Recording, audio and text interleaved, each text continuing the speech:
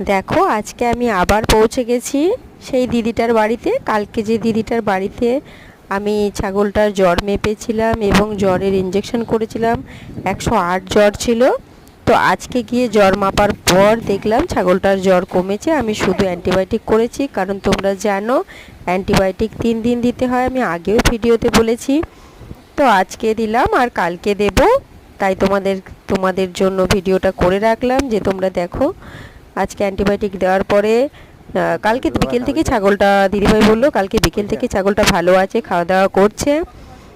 তো আর কালকে দিনটা দেব, ভালো হয়ে যাবে। আমার ভিডিও তোমাদের কেমন লাগছে, যদি ভালো লাগে একটু কমেন্ট করে জানিও এবং একটু শেয়ার করে দিও, যাতে আরও অনেকে আমার ভিডিওটা দেখতে পায়। এবং কে কোথা থেকে দেখছো একটু যদি কমেন্টে লেখো, খুব ভালো হয়। ভালো থেকো, সুস্থ থেকো।